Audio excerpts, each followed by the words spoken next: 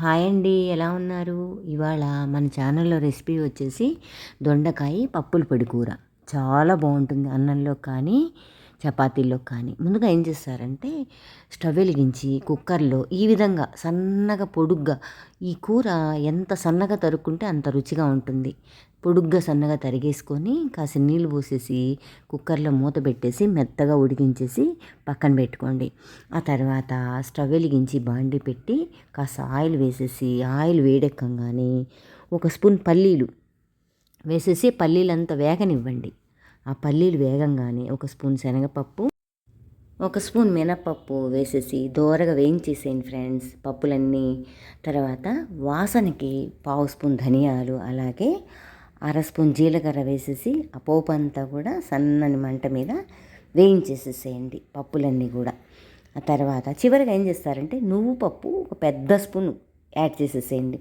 అసలు ఈ కూరకి రుచి అంతా కూడా ఈ నువ్వు పప్పే అన్నమాట.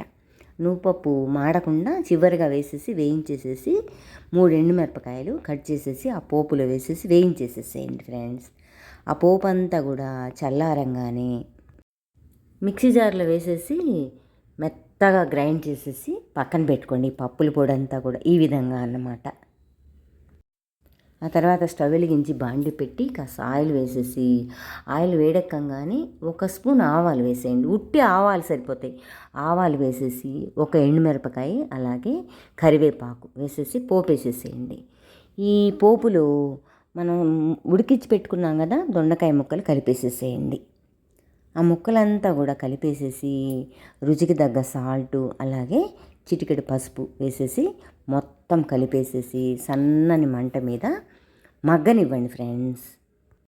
ఆ కూరంతా మగ్గంగానే మనం మిక్సీలో ఆడించి పెట్టుకున్నటువంటి పప్పుల పొడిని ఒక స్పూన్ కలిపేసేసేయండి. ఆ పొడి అంతా కూడా కలిపేసేసి కూరంతా కలియబెట్టేసేసి 5 నిమిషాలు మగ్గనివ్వండి. ఆ పొడి అంతా కూడా కూరకి పట్టేటట్టుగా.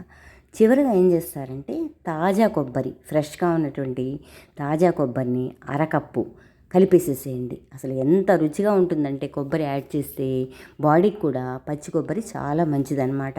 కూరల్లో తరచు తీసుకుంటూ ఉంటే బాడీకి చాలా మంచిది ఫ్రెండ్స్. ఈ తాజా కొబ్బరి కలిపేసేసి కూర అంతా కూడా కలిగిపెట్టేసేసి 5 నిమిషాలు వదిలేసేసేయండి మూత పెట్టేసేసి. చూడండి ఎంత కలర్ఫుల్గా ఉందో ఈ కర్రీ. రుచి చాలా చాలా బాగుంటుంది ఫ్రెండ్స్. తప్పకుండా ట్రై చేయండి.